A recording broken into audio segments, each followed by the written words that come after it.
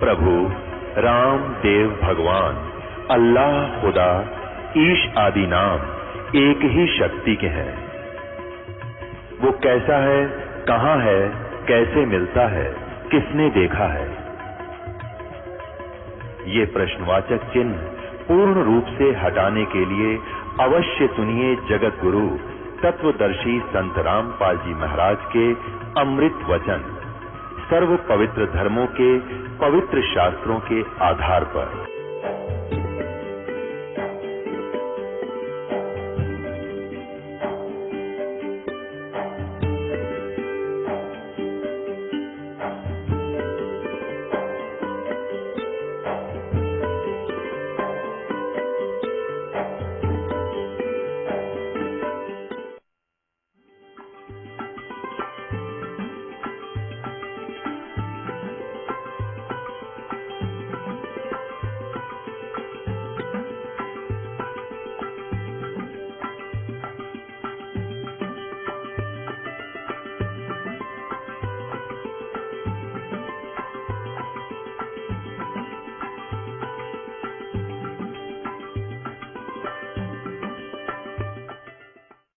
सत साही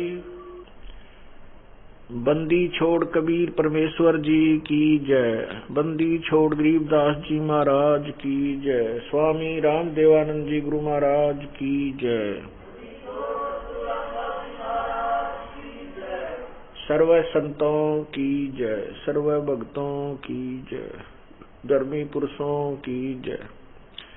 श्री काशी धाम की जय, श्री छुडानी धाम की जय, श्री करौथा धाम की जय, श्री बरवाला धाम की जय।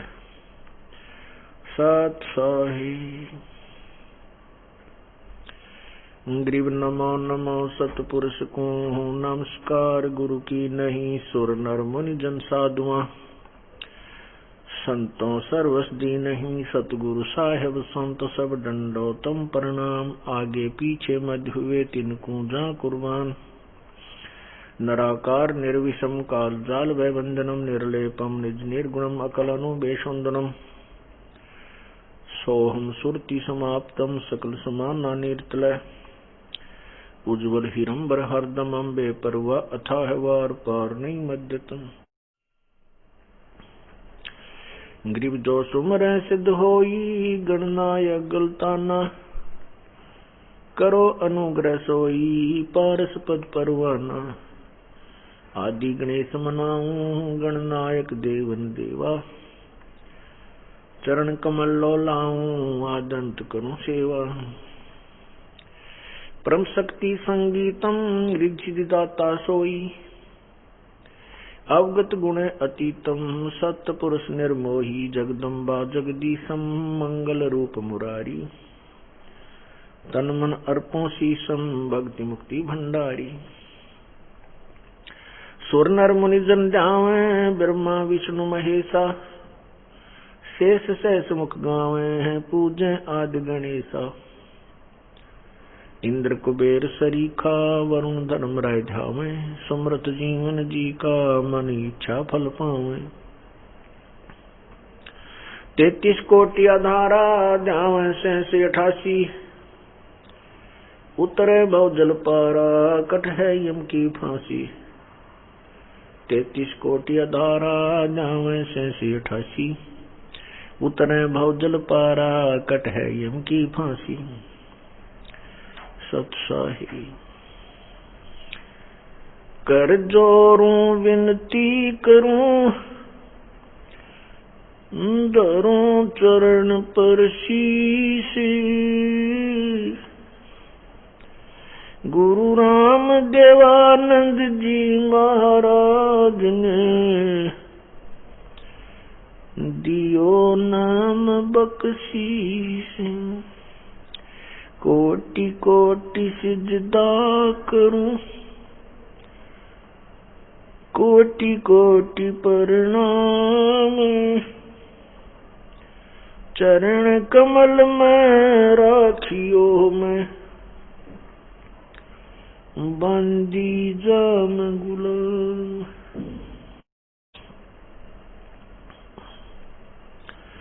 जय इब के सतगुरु मिले, सब दुख आँखों रो, चरणों ऊपर शीश धरूं, कहूँ जो कहनी हो, गुरु जी तुम ना भूलियो। चाहे लाख लोग मिल जाएं, हमसे तुमको बहुत है, तुमसे हमको नहीं। तुम्हारे विसारे क्या बने, मैं किसकी शरण में जाऊं। शिव बिरंच मुनि नारदा, तिनके हृदय न समाऊं। अवगुण किए तो बहुत किए, करत न मनि हारे। बावे बंदा बख्श दियो, बावे गर्दन उतारे। अवगुण मेरे बाप जी, बख्शो गरीब नवाजे। जो मैं पूत कपूत हूँ, बोर पिता को लाजे। मैं अपराधी जन्म का, नक्सक बरे विकार। तुम दाता दुख भंजना, मेरी करो संभारी। मानुष जन्म दुर्लभ है, मिले न बारंबार। तरवर से पत्ता टूट गिरे वो, बोहड़ न लगता डारे। बंदे तू कर बंदगी, जैसा वै दीदार। अवसर मानुष जन्म का, भाई मिले न बारंबार। वो पृथ्वी पति चकवे गए, जिनके चक्कर चलंत। रावण सरीखे कौन गिने, ऐसे गोए अनंत। भाई मानुष जन्म पाके, जो नहीं रटे हरि नाम। जैसे कुआ जल बिना फिरे, बनवाया किस काम।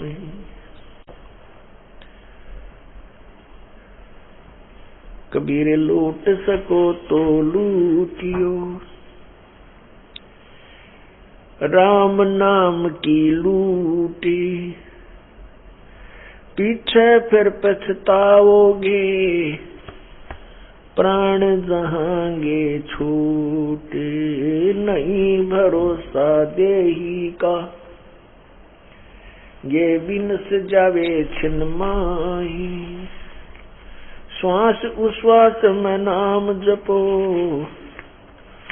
और यतन कछु नाही। श्वास उश्वास में नाम जपो, व्यर्था श्वास मत खो। न जाने इस श्वास को, आमने हो कि न हो। कबीर आए हैं सो जाएंगे, ये राजा रंग फकीरी। एक सिंहासन चढ़ चले, एक बंधे जात जंजीरी।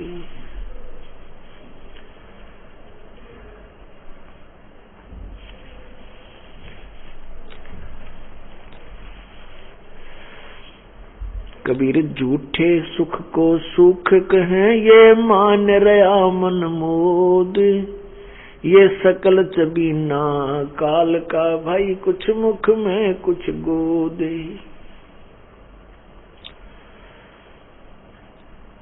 साथी हमारे चले गए भाई हम भी चालन हारी, कोई कागज में बाकी रह रही तात लगी है वारी। बेटा जाया खुशी हुई भाई खूब बजाए थाल, ये तो आना जाना लगा हुआ है ज्यों कीड़ी का नाड़े। पतझड़ आवत देख कर बन रोवे मन माही, जो ऊंची टहनी पात थे अब पीले हो जाही। पात झड़नता यूं कहे सुन भई तरवर राय, अब के बिछुड़े नहीं मिले न जाने कहाँ गिरेंगे जाए। तरवर कहता पात से सुनो पात एक बात, यहाँ की यही रीति है एक आवे एक जात।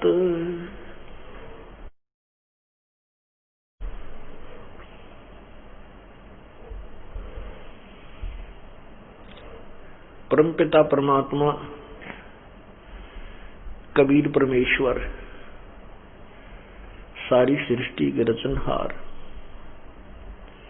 वे स्वयं प्रत्येक युग में प्रकट होते हैं और उस युग में आकर के वे स्वयं अपने अमृत ज्ञान की वर्षा करते हैं। अपने तत्व ज्ञान को, अपने द्वारा रची हुई सृष्टि को वही ठीक ठीक बताते हैं और वो एक जन साधारण जैसा जीवन जीते हैं। वो स्वयं प्रकट होते हैं और उस समय वो किसी माँ से जन्म नहीं लेते और उस समय वो अपने तत्व ज्ञान को उजागर करते हैं लोकोक्तियों के माध्यम से, दोहों और साखियों के माध्यम से अपने अमृत ज्ञान को उच्चारण करते हैं, जिस कारण से वे प्रसिद्ध कवि की उपाधि भी प्राप्त करते हैं। परंतु वो परमात्मा ही होते हैं। अपने तत्व ज्ञान को साखियों और लोकोक्तियों के माध्यम से प्रचार करने के कारण वे एक कवि कहलाते हैं। वो परमात्मा चारों युगों में ऐसे एक लीला करते हैं, उसके पश्चात वो उस ज्ञान को आधार बना करके वो अपने अनुयायियों को समझाते हैं। तत्पश्चात वो कुछ समय समय पर अपने हंस भेजते रहते हैं या स्वयं भी आ जाते हैं। इसी प्रकार परमात्मा इस कलयुग में जब आए थे, आज से लगभग 600 वर्ष पूर्व, सन 1398 संवत 1455 में प्रकट हुए थे और सन 1518 तक संवत 1575 120 वर्ष प्रभु रहे थे और सहशरीर चले गए थे। वो सहशरीर आए थे।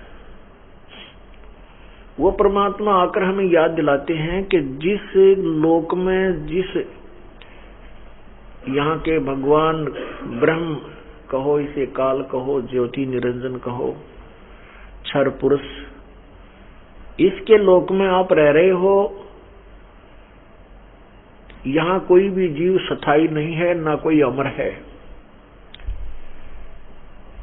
यहाँ अपना जो जीवन पूरा करते हैं पुण्य और पाप के आधार पर ऊपर के लोकों में, स्वर्ग और नरक में चले जाते हैं। वहां अपने पुण्य और पाप को समाप्त करके पुनः फिर इस पृथ्वी लोक पर आ जाते हैं।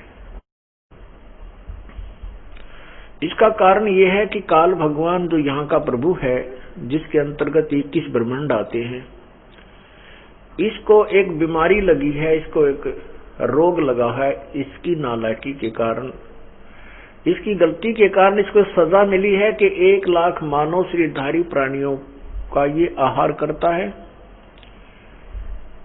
और 1.25 लाख उत्पन्न करता है।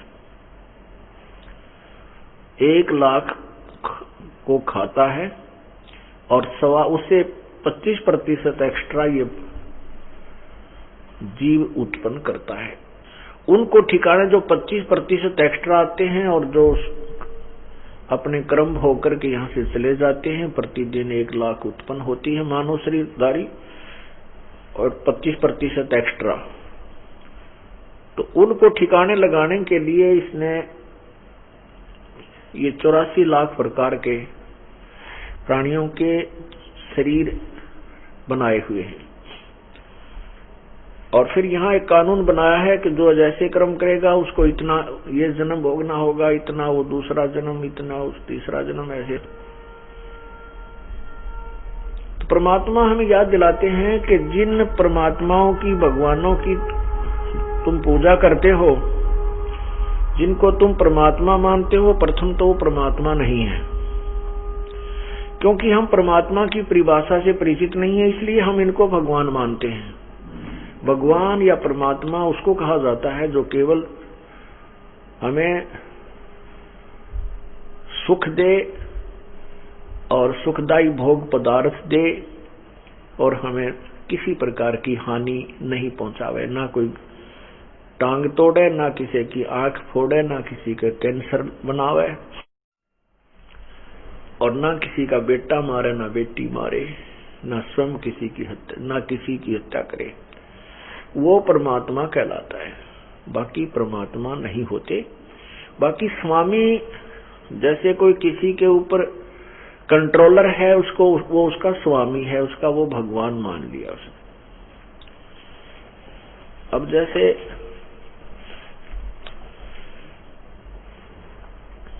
गीता जी अध्याय नंबर 15 के श्लोक नंबर 1 में कहा कि ये ऊपर को जड़ वाला, जो ऊपर को जड़ और नीचे को शाखा वाला जो संसार रूपी वृक्ष है, और जो संत इसके जो पत्ते विभाग सारे विभागों सहित जानता है, जड़ कौन है, तना क्या है, डार क्या है, टहनी शाखाएं क्या है और आगे पत्ते क्या है, वह संत तत्वदर्शी संत है, वह वेदवित है। वेद माने वेद का अर्थात तत्व पूर्ण ज्ञान का, वित्त माने जानने वाला, वह वेदवित है अर्थात वो तत्वदर्शी संत है। गीता जी अध्याय नंबर 4 के श्लोक नंबर 34 में बताया है कि जो श्लोक नंबर 25 से लेकर और 31 तक जो वर्णन किया है कि कोई तो ऐसी साधना करता है, कोई ऐसे साधना करता है, कोई देवताओं की पूजा करके ही अपना मोक्ष मानता है। ये देखिएगा गीता अध्याय नंबर 4, श्रीमद् भगवत गीता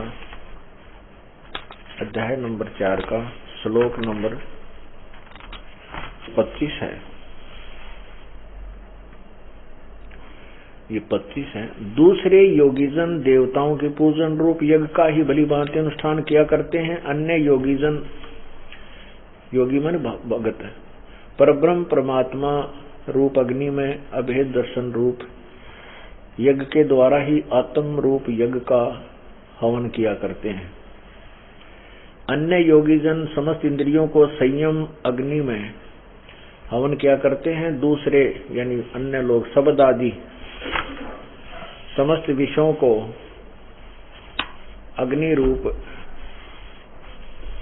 अग्नियों में हवन किया करते हैं। 27 में कहा कि दूसरे यानी कुछ और अन्य योगीजन इंद्रियों को, संपूर्ण क्रियाओं को और प्राणों की समस्त क्रियाओं को ज्ञान से प्रकाशित आत्म संयम योग रूप अग्नि में हवन किया करते हैं। कई पुरुष अपरे यानी अन्य कोई और द्रव्य संबंधी यज्ञ करने वाले हैं, कितने ही तपस्या रूप यज्ञ करने वाले, यज्ञ माने अनुष्ठान, और दूसरे कितने ही योग रूप यज्ञ करने वाले और कितने ही अहिंसावादी तीक्ष्ण व्रतों से युक्त यत्नशील पुरुष स्वाध्याय ज्ञान यज्ञ करने वाले हैं। अब 29 में 30 में कहा है कि दूसरे कितने ही योगीजन अपान वायु में प्राणवायु को हवन करते हैं, वैसे ही दूसरे योगीजन प्राण वायु में अपान वायु को हवन करते हैं। अन्य कितने ही नियमित आहार अल्पाहारी नियमित आहार यानी अल्पाहार करने वाले प्राणायाम प्राण पुरुष प्राण और अपान की गति को रोककर प्राणों में ही हवन किया करते हैं। ये सभी साधक यज्ञों द्वारा पापों का नाश कर देने वाले यज्ञों को जानने वाले हैं, यज्ञविद।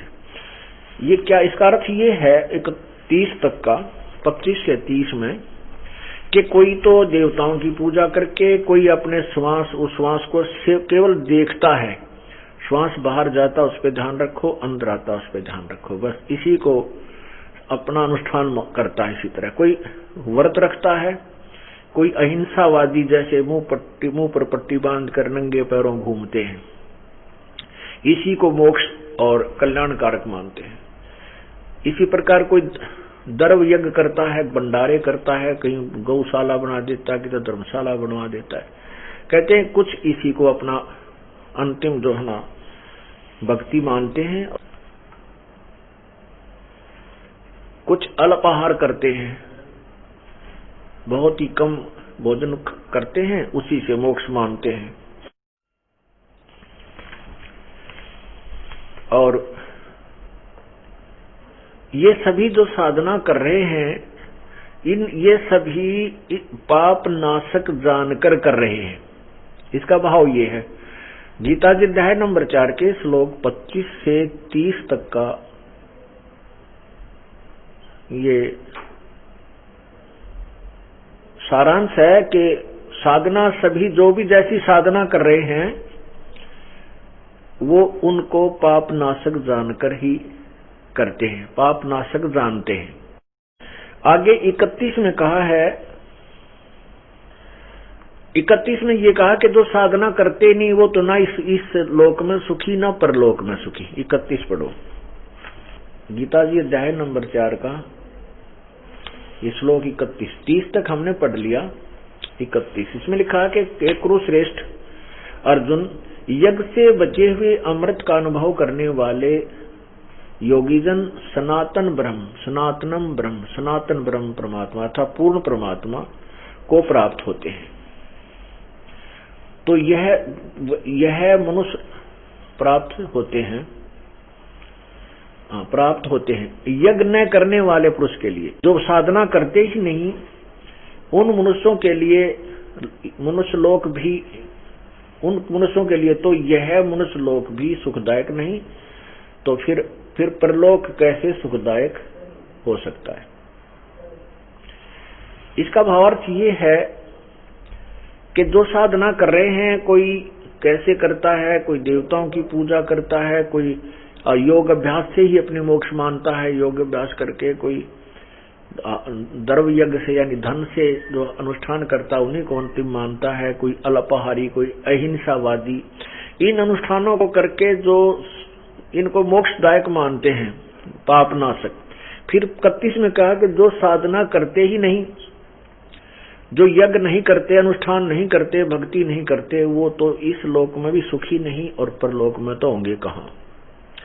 आगे 32 में कमाल कर दिया, निर्णायक ज्ञान दे दिया कि उस परम पिता परमात्मा पूर्ण ब्रह्म के मुखारविंद से उच्चारित उन वाणियों में जो अभी दास ने आपको बताई है, उस अमृत ज्ञान में, उस परमात्मा के मुख्य ज्ञान में, उन्हीं के मुखारविंद से उच्चारित उस तत्व ज्ञान के अंदर परमात्मा की प्राप्ति के यथार्थ साधन लिखे हैं और उस ज्ञान में जो साधना जैसी करते हैं उनसे क्या लाभ है, क्या हानि है, वो भी उस तत्व ज्ञान के अंदर लिखा है। तो उस तत्व ज्ञान को गीता अध्याय नंबर 32 आपको सुना रहा हूं।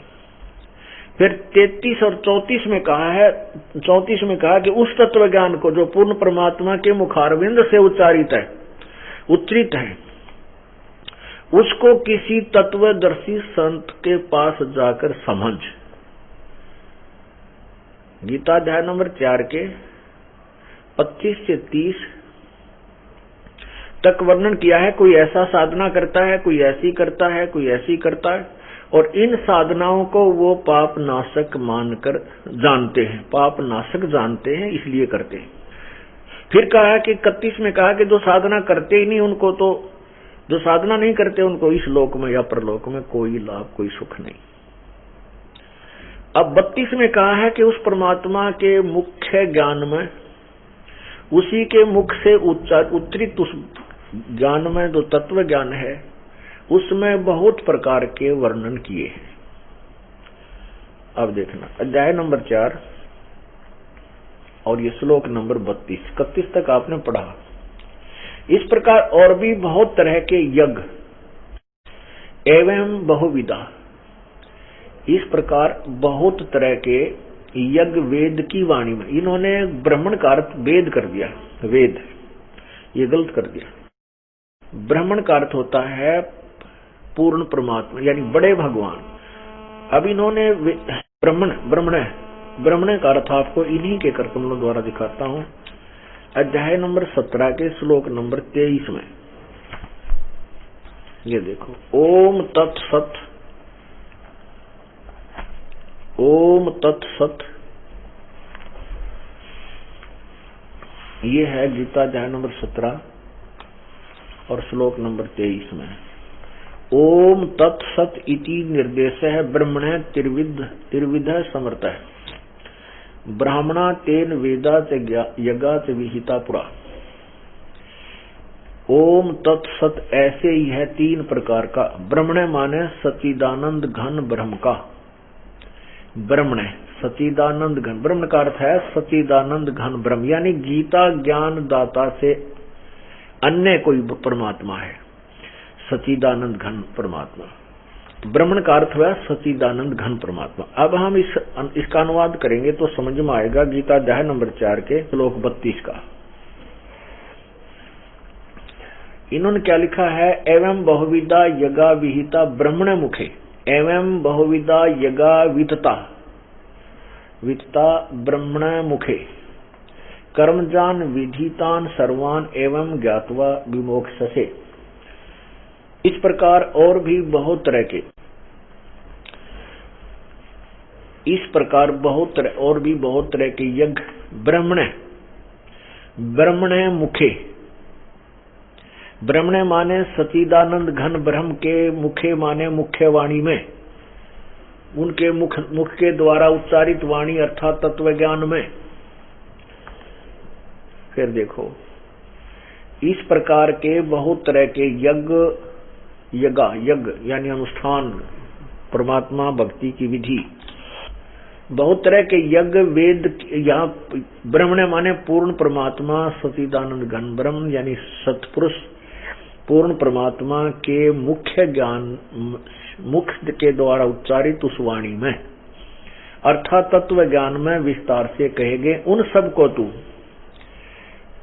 कर्म जान यानी कर्म से ही पूरे होने वाले समझ, मन इंद्रियों और शारीरिक क्रिया द्वारा संपन्न होने वाले जान।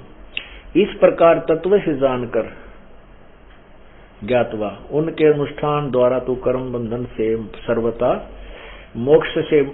विमोक्ष से मुक्त हो जाएगा। अब 33 में क्या कहा है, 33 में ये कहा है कि सर्यान द्रव्यात यज्ञात ज्ञान यज्ञ परंतु सर्वम कर्म अखिलम पार्थ ज्ञाने परिसमाप्यते। कहने का भाव ये है कि तुझे ज्ञान हो जाएगा ये सभी प्रकार के जो कर्म, भिन्न भिन्न प्रकार के साधना जो करते हैं, जब तुझे तत्व ज्ञान हो जाएगा तो ज्ञान यज्ञ ये सर्वश्रेष्ठ है, उस द्रव्य यज्ञ से श्रेष्ठ है। द्रव्य यज्ञ माने जो तुम वैसे देखा देखी बगैर ज्ञान के किसी को दान दे देते हो, कहीं कुछ स्ट्रक्चर बनवा देते हो। कहते हैं उस तत्व ज्ञान को समझने के बाद फिर ये भिन्न भिन्न प्रकार के डले डोने तेरे बंद हो जाएंगे। इसमें सब प्रकार के कर्म समाप्त हो जाएंगे जो शास्त्र में तुम करते हो। इसका अर्थ ये बनता। इन्होंने अनुवाद किया है, हे परंतम, अध्याय नंबर 4 का 33, ये 33 है। हे परंतम अर्जुन, द्रव्यमय यज्ञ की अपेक्षा ज्ञान यज्ञ अत्यंत श्रेष्ठ है और यावन मात्र यानी संपूर्ण कर्म ज्ञान में समाप्त हो जाते हैं। अब 34 में देखो, उस ज्ञान को, उस तत्व ज्ञान को, अब कौन से ज्ञान को? जो गीता अध्याय नंबर 4 मंत्र 33 में कहा है, 32 में कहा है कि वो पूर्ण परमात्मा के मुख से उच्चारित जो अमृत वाणी है, अर्थात वो तत्व ज्ञान है, उसमें सब प्रकार का भिन्न भिन्न प्रकार से सब ज्ञान कहा है।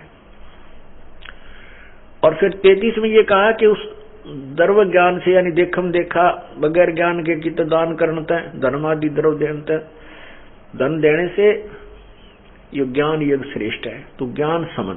तो अब 34 में कहा कि उस ज्ञान को जो गीता अध्याय नंबर 4 के 32 में आपको बताया है कि परमात्मा के मुख्य ज्ञान में उन्हीं के मुखारविंद से उच्चारण हुआ जो ज्ञान है, उस ज्ञान को तू तत्वदर्शी संतों के पास जाकर सुन। क्योंकि अपना ज्ञान तो गीता में दे ही रहा है। गीता ज्ञान दाता जो उसको ज्ञान है जो बताना चाहता वो तो गीता में उसने वर्णन कर ही दिया। अब कहा कि उस तत्व ज्ञान को जिसमें संपूर्ण विस्तृत ज्ञान दिया हुआ है, उस तत्व ज्ञान को किसी तत्वदर्शी संतों के पास जा। अब देखो गीता अध्याय नंबर 4 के और ये 34 मंत्र में, तो उस ज्ञान को, कौन से ज्ञान को? जो गीता अध्याय नंबर 4 के और 32 में वर्णन है किया है, उस ज्ञान को तू तत्वदर्शी संतों के पास जाकर समझ। उस ज्ञान को तू तत्वदर्शी ज्ञानियों के पास जाकर समझ। उनको भली भांति दंडवत प्रणाम करने से, उनकी सेवा करने से और कपट छोड़कर सरलता पूर्वक प्रश्न करने से वे परमात्म तत्व को, तत्वदर्शिनी व तत्वदर्शी संत, ज्ञान को जानने वाले ज्ञानी महात्मा तुझे तत्व ज्ञान का उपदेश करेंगे। अब इस यहां से अब 15वें अध्याय का प्रथम मंत्र, 15वें अध्याय का प्रथम मंत्र आपको स्पष्ट कर रहा है कि वो तत्वदर्शी संत कैसा होगा। इसका लिंक यहां जोड़ा। अब ये दास आपको क्लियर करना चाहता, स्पष्ट करना चाहता है, समझाना चाहता है कि परमात्मा किसे कहते हैं,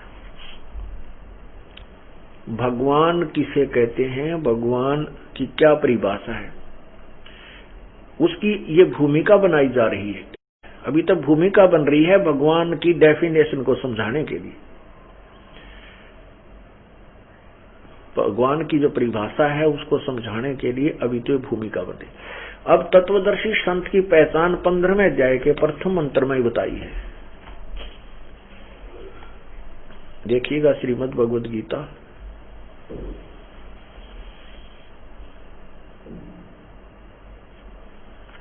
और इसके अध्याय नंबर 15 अथ पंच 10वां अध्याय 15वां अध्याय। इसमें है कि ऊर्ध्व मूलम, ऊर्ध्व माने ऊपर को, मूलम माने जड़, अधः शाखम नीचे को शाखा वाला, अश्वत्थम प्राहु अवयम, ये मजबूत पीपल का वृक्ष यानी वृक्ष रूपी अविनाशी संसार रूपी वृक्ष कहा है, जो कहा गया है, कहा है छंदासी यस्य पर्णानि ये तम वेद स वेदविद। छंद माने टुकड़े, विभाग सहित जिसके पत्ते आदि हैं वो यह तम वेद स वेदविद, जो उसको जानता है, स वेदविद, वह तत्वदर्शी संत है, वह वेद के तात्पर्य को सही जानता है। ये देखना, इन्होंने अनुवाद किया आदि पुरुष परमेश्वर मूल वाले। भावार्थ इनका ये ठीक है, ये कहना चाहते हैं कि ऊपर को जड़ है वो तो पूर्ण परमात्मा आदि पुरुष परमेश्वर समझो, और नीचे को शाखा तीनों गुण रूपी रजगुण ब्रह्मा, सतगुण विष्णु, तमगुण शिवजी रूपी शाखाएं हैं। ये देखना, आदि पुरुष परमेश्वर मूल वाले, अधः शाखम, अधः का अर्थ इन्होंने ब्रह्मा रूप मुख शाखा वाले लिख दिया, नहीं, अधः माने नीचे होता है। ये देखो इन्होंने खुद किया है, अधः माने नीचे, अधः माने नीचे। कौन से में? दूसरे ही मंत्र में, ये 15वें अध्याय के दूसरे ही मंत्र में इन्होंने अधः 2 बार लिखा इसमें, इसका यहां अनुवाद किया है, अधः माने नीचे और अधः माने नीचे। तो यहां हम इसके अनुसार अनुवाद करें, क्योंकि तो विचलित है ये अनुवाद करता है, इनको पूर्ण ज्ञान नहीं था। ऊर्ध्व मूलम अधः शाखम, ऊपर को आदि पुरुष परमेश्वर मूल वाले, ये ठीक है, पूर्ण परमात्मा। तो ऊपर को जो जड़ है वो तो पूर्ण परमात्मा समझो, इस संसार रूपी वृक्ष के। अधः शाखम, नीचे को शाखा वाला। अब ये आपको समझ में आएगा इससे, ये चित्र देखें, ये है उल्टा लटका हुआ संसार रूपी वृक्ष, ये सारा।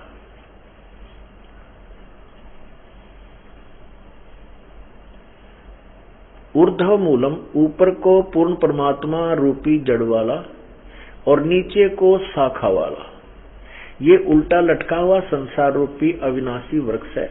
और जो संत इसके सभी छंद यानी टुकड़ों को, ये तना क्या है, ये डार क्या है, और ये शाखा क्या है, और ये पत्ते कौन है, तो परमात्मा ने, पूर्ण ब्रह्म ने अपने उस मुख्य ज्ञान में, अपनी मुखारविंद से उच्चारित उस तत्व ज्ञान में, अमृतवाणी में, कबीर वाणी में कहा है, अक्षर पुरुष एक पेड़ है, निरंजन वा की डारे, तीनों देवा शाखा है, भाई पात रोप संसार। अक्षर पुरुष ये पूरा एक संसार है, क्योंकि जो जमीन से बाहर दिखाई देता हम उसको पेड़ मानते हैं, ये वृक्ष है, ये संसार रूपी अक्षर जड़ से जो जमीन से बाहर दिखता हम उसको वृक्ष कहते हैं, वृक्ष। तो ये अक्षर पुरुष तना जो है ये तो अक्षर पुरुष है, और निरंजन ज्योति निरंजन ये ब्रह्म, ये इसकी डार है, मोटी डार जो निकली, उस डार के फिर 3 शाखाएं बन गई। तीनों देवा, रजगुण ब्रह्मा, सतगुण विष्णु, तमगुण शिवजी, तीनों देवा शाखा हैं, और ये पात रूप संसार। ये परमात्मा ने स्वयं बताया है कि अक्षर पुरुष एक पेड़ है, अक्षर, क्षर पुरुष और अक्षर पुरुष, ये अक्षर पुरुष है, ये क्षर पुरुष है, और ये तीनों देवा रजगुण ब्रह्मा, सतगुण विष्णु, तमगुण शिवजी रूपी शाखाएं हैं, और ये पात रूप संसार है। तो ये जो ऊपर है ये मूल जो है ये पूर्ण परमात्मा है, इसको परम अक्षर ब्रह्म भी बोलते हैं, परम अक्षर ब्रह्म। और ये क्षर ब्रह्म, ये अक्षर, ये परम अक्षर ब्रह्म, ये अक्षर ब्रह्म यानी अक्षर पुरुष पर ब्रह्म भी कहते हैं, ये क्षर पुरुष क्षर ब्रह्म भी कहते हैं इसको। और ये तीनों रजगुण ब्रह्मा, सदगुण विष्णु, ये तीनों शाखा हैं। अब पर ये ज्ञान अब समझ में आएगा गीता जी वाला।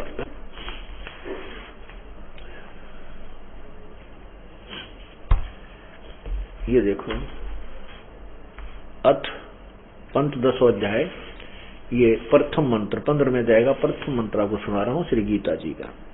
आदि पुरुष परमेश्वर मूल वाले, ऊर्ध्व मूलम, ऊपर को, ऊर्ध्व माने ऊपर को, मूल वाला, और अधः माने नीचे को। इन्होंने लिखा ब्रह्मा रूप मुख, मुख्य शाखा वाले, ब्रह्मा रूप मुख्य शाखा वाले नहीं, अधः शाखम, नीचे को शाखा वाला, ये संसार रूपी पीपल के वृक्ष को अविनाशी कहते हैं। वेद जिसके पत्ते हैं, छंद माने टुकड़े होता है, छंदासी यस्य प्रणानी, और इसके छंद, इसके टुकड़े जो हैं वो अलग अलग विभाग हैं, उसके पत्ते आदि कहे हैं।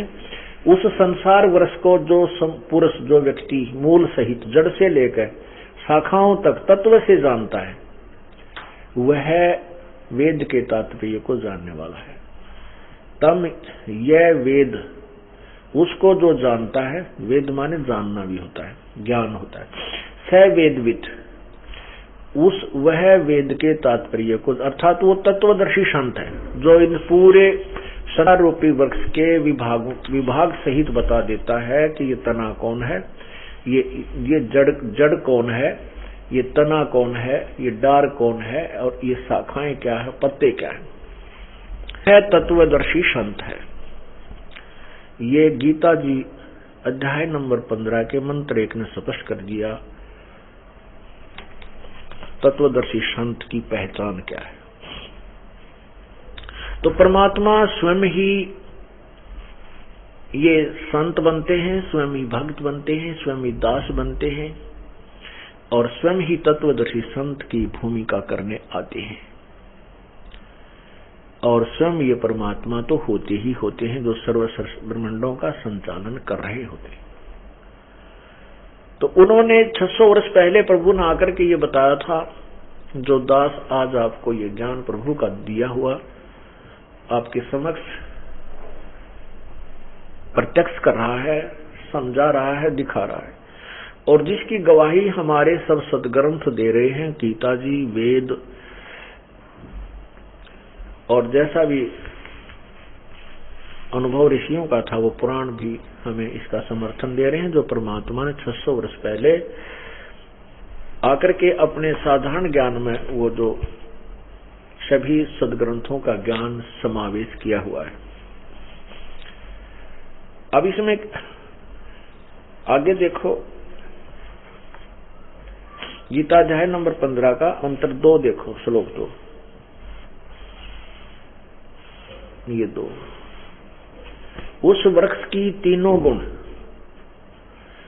गुण रूप, जल से बड़ी हुई तीनों गुण रूप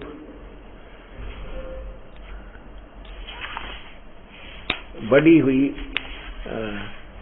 विषय भोग रूप कोपल विषय पर वाला शाखा है। यानी तीनों गुण रूपी विषय विकारों रूपी ये शाखा है, रजगुण ब्रह्मा, सदगुण विष्णु, तमगुण शिव। वास्तविक अर्थ ये है, इन्होंने लिखा है, पहले इनका लिखा हुआ सुनाता हूँ। उस संसार रूपी वृक्ष की तीनों गुण रूप जल से बड़ी हुई एवं विषय भोग रूप कोपलों वाली देव, मनुष्य और त्रिक आदि योनि रूप शाखाएं नीचे और ऊपर सर्वत्र फैली हुई हैं। मनुष्य लोक में कर्मों के अनुसार बांधने वाली अहमता, ममता और वासना रूप जड़ें भी नीचे और ऊपर सभी लोकों में व्याप्त हो रही हैं। ये अनुवाद जिन्होंने यहाँ बहुत कुछ घुमा फिरा कर किया है, इसका सीधा सार्थ है कि ऊपर और नीचे ये तीनों गुण, रजगुण ब्रह्मा, सदगुण विष्णु, तमगुण शिव जी रूपी तीनों गुण रूप संसार रूपी वृक्ष की तीनों गुण रूप ये फैली हुई, बढ़ी हुई, विषय पर वाला, विकारों से युक्त ये तीनों गुण वाले याली शाखा है। और नीचे और ऊपर, सर्वत्र नहीं है, ऊर्ध्व माने ऊपर, अधः माने नीचे, प्रसरता माने फैली हुई है, सर्वत्र नहीं। ऊपर और नीचे क्यों कहा? क्योंकि ये एक ब्रह्मांड है। ये एक ब्रह्मांड का चित्र देखें, ये एक ब्रह्मांड का चित्र है, और ये पृथ्वी लोक पर ज्ञान बोला जा रहा है। ये पृथ्वी लोक है, यहाँ पर ज्ञान बोला जा रहा है। ऊपर ये स्वर्ग है। इस ब्रह्मा विष्णु महेश, रजगुण ब्रह्मा, सदगुण विष्णु, तमगुण शिव जी यहाँ अपने अपनी राजधानी में बैठ करके इन तीन लोक के, पाताल लोक, पृथ्वी लोक और स्वर्ग लोक के प्राणियों को प्रभावित रखते हैं, कंट्रोल करते हैं। तो यहाँ बोला जा रहा है ऊपर और नीचे, बस सर्वत्र नहीं। ये तो बहुत अक्षेत्र शेष रहता, बहुत बड़ा ये ब्रह्मलोक है, जहाँ पर इन ब्रह्मा विष्णु महेश की कोई सतिथि अस्तित्व नहीं है, इनका कोई वहाँ प्रभुता नहीं है। यहाँ तो ये काल स्वयं ही 3 रूप धारण करके इस अन्य क्षेत्र सबको कंट्रोल करता है। तो यहाँ ऊपर स्वर्ग में और नीचे पाताल में फैली हुई, सर्वत्र नहीं। क्योंकि गीता जी के अनुवादकर्ताओं का दृष्टिकोण श्री कृष्ण उर्फ विष्णु पर रहा। उन्हीं को सर्वशक्तिमान, सृष्टि रचनहार, अजर अमर अविनाशी मान करके श्री कृष्ण से द्वारा ही ये ज्ञान बोला गया, उन लोगों ने जाना और उन्हीं को सुप्रीम पावर मान करके गीता जी के ज्ञान का अर्थों में अज्ञान कर डाला, अनर्थ कर डाला। अब 3 गुण, रजगुण ब्रह्मा, सतगुण विष्णु, तमगुण शिव जी हैं। अब ये थोड़ा सा प्रमाणित करना पड़ेगा,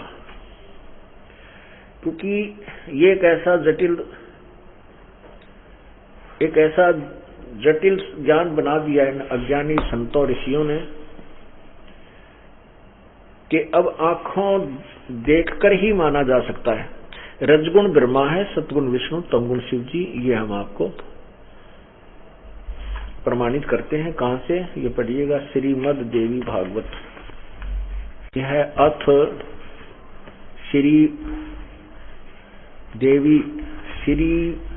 अथ देवी भागवतम भाषा टीकम सहमातम खेमराज श्री कृष्ण दास प्रकाशन बंबई 4। इसके तीसरे स्कंद में ये देखिएगा, अथ श्री मद देवी भागवते भाषा टीका युक्ते तृतीय स्कंद प्रारंभते। ये तीसरा स्कंद प्रारंभ होता है। यहाँ देखिएगा अध्याय 5 में भाषा टीका तृतीय स्कंद है, अध्याय 5। इसमें अध्याय 5 में और श्लोक नंबर 7 में देखना, 8 में 7वां समाप्त हुआ। भगवान शंकर जी स्वयं स्वीकार कर रहे हैं, हे माता, दुर्गा से कह रहे हैं, हे माता, यदि हमारे ऊपर सदा आप दयायुक्त हो तो हमको तमोगुण किस प्रकार प्रदान किया है? ब्रह्मा रजोगुण और हरि सतोगुण।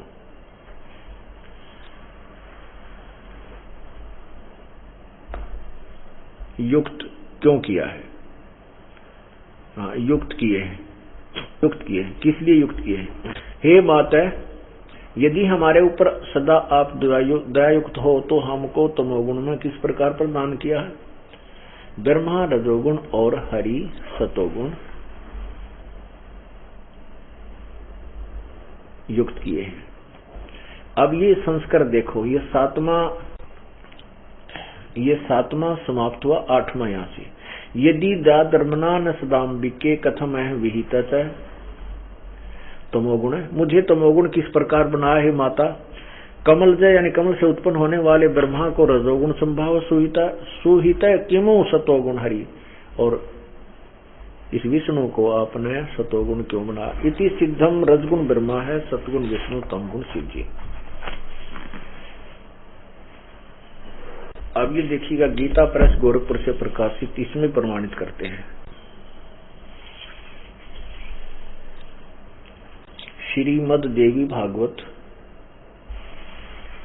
सचित्र मोटाटाय, संपादक हनुमान प्रसाद पोदार, गोचिमन लाल गोस्वामी।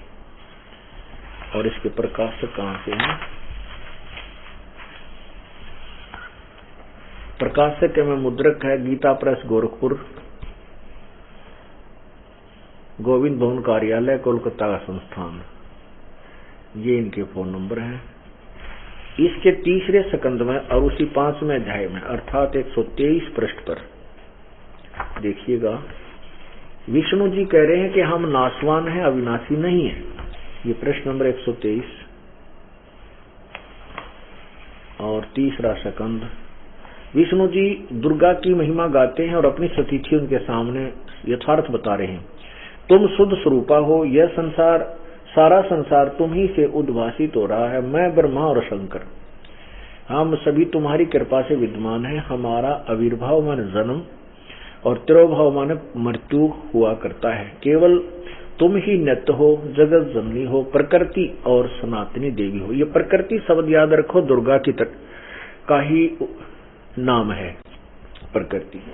अब शंकर भगवान कह रहा है, भगवान शंकर बोले, देवी यदि महाभाग विष्णु तुम्ही से प्रकट हुए हैं तो उनके बाद उत्पन्न होने वाले ब्रह्मा भी तुम्हारे ही बालक हुए। फिर मैं तमोगुणी लीला करने वाला शंकर क्या तुम्हारी संतान नहीं हुआ? अर्थात मुझे भी उत्पन्न करने वाली तुम ही हो। आगे इसी में नीचे देखो 123 पृष्ठ पे, इस संसार की सृष्टि, सचिछी और संहार करने में तुम्हारे गुण सदा समर्थ हैं। इन्हीं तीनों गुणों से उत्पन्न हम ब्रह्मा, विष्णु और शंकर नियमानुसार कार्य में तत्पर रहते हैं। ये सिद्ध हुआ कि एक तो प्रकृति दुर्गा को कहते हैं, दूसरा सिद्ध हुआ ब्रह्मा विष्णु महेश नाशवान है, अजर अमर नहीं है।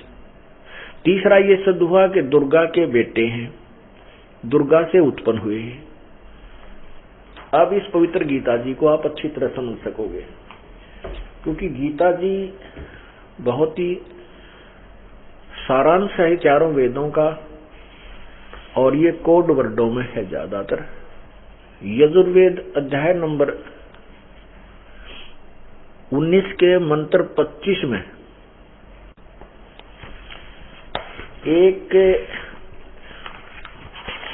एक पॉइंट को, एक स्टेप को क्लियर करने के लिए ना जाने कितने प्रमाणों की आवश्यकता पड़ती है। अब आपको ये बताते हैं कि वेदों में भी प्रमाण किया हुआ है कि जो संत वेदों यानी सदग्रंथों के जो अधूरे वाक्यों को, जो कोड वर्डों को विस्तृत से समझाता है, वह तत्वदर्शी संत और जगत का उपकारक संत होता है। 19 के 25 मंत्र में लिखा है यजुर्वेद में कि जो संत आधे कोड वर्डों में जो एक अक्षर जो होते हैं, अक्षर छोटे छोटे, उनको विस्तार से समझाता है, वह वेदवित है, वो संसार का उपकारक संत होता है। तो इस प्रकार जैसे ये कोड वर्ड हैं, हमने आपको समझा रहे हैं कि रजगुण ब्रह्मा है, सतगुण विष्णु, तमगुण शिव जी, और प्रकृति दुर्गा को।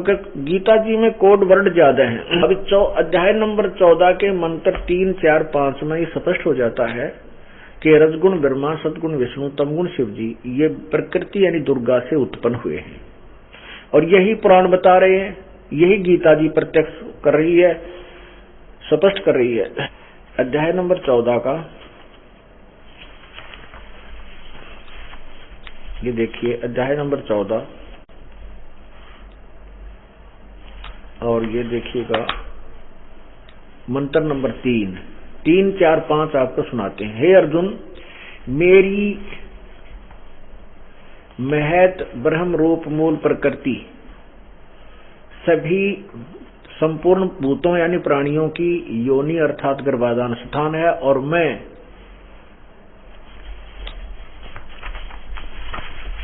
उस योनि में चेतन समुदाय रूप गर्भ को स्थापन करता हूं, ततः उससे वैसे उज्जड़ चेतन संयोग से सब भूतों की यानी प्राणियों की उत्पत्ति होती है। 4 में कहा है, हे अर्जुन, नाना प्रकार की सब प्राणी योनियों में जितनी मूर्तियां और शरीरधारी प्राणी उत्पन्न होते हैं, प्रकृति, ये प्रकृति शब्द देखना, उन सब की गर्भ धारण करने वाली माता है, मैं बीज स्थापन करने वाला पिता हूँ। अब 5 में स्पष्ट हो जाता है, हे अर्जुन, सतगुण, रजगुण और ब्रह्मा ये प्रकृति से उत्पन्न तीनों गुण अविनाशी जीवात्मा को शरीर में बांधते हैं, फंसा कर रखते हैं।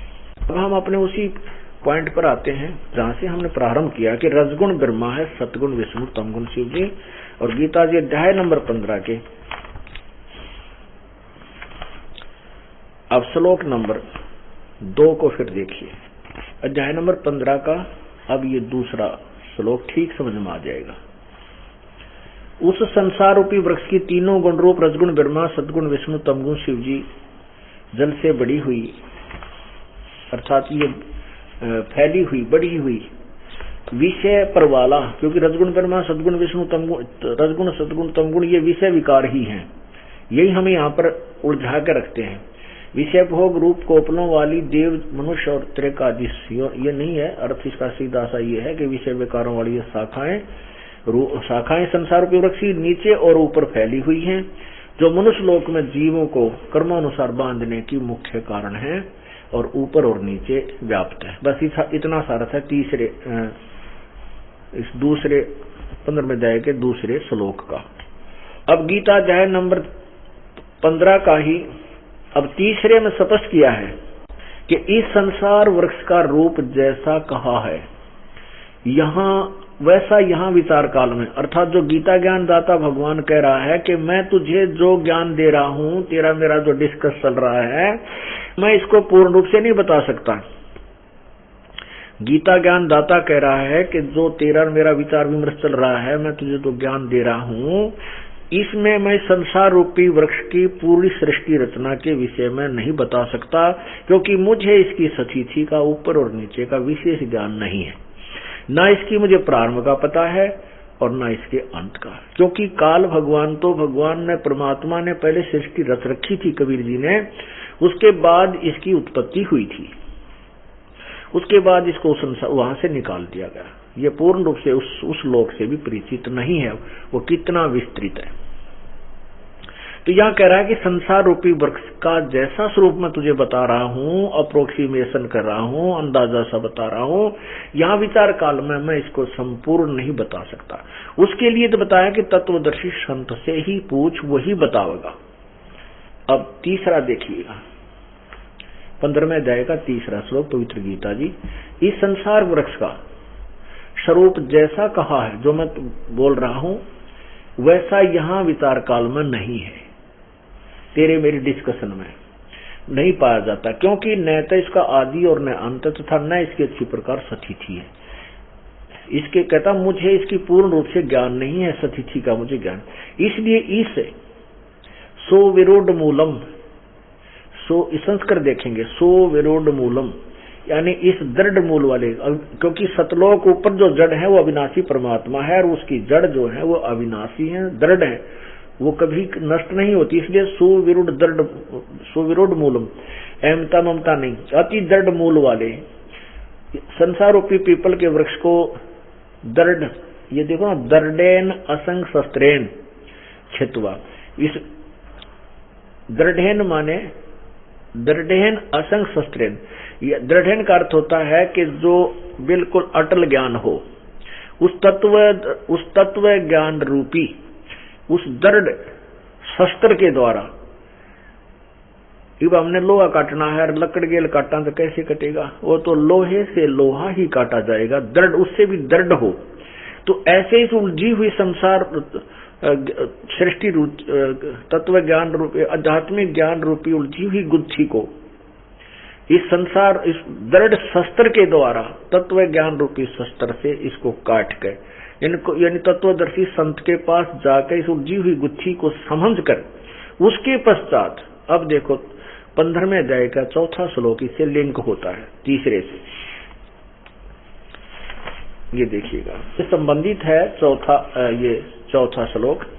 उसके पश्चात यानी तत्व ज्ञान को समझने के पश्चात, तत्व ज्ञान तत्वदर्शी संत से प्राप्त करने के पश्चात, उस परम पद तत्पदम, उससे परमेश्वर के परम पद होना चाहिए, उस परम पद रूप परमेश्वर को बड़ी भांति खोजना चाहिए, जिसमें गए हुए पुरुष फिर लौटकर संसार में नहीं आते, और जिस परमेश्वर से पुरातन संसार रूपी वृक्ष की प्रवृत्ति विस्तार को प्राप्त है, अर्थात जिसने संसार रूपी वृक्ष की सृष्टि की रचना की है, जिस परमात्मा ने, उसी आदि पुरुष नारायण की मैं शरण हूँ। गीता ज्ञानदाता कहता मैं भी उसी की शरण में हूँ। इस प्रकार दृढ़ निश्चय करके उस परमेश्वर का मनन और निधिध्यासन करना चाहिए।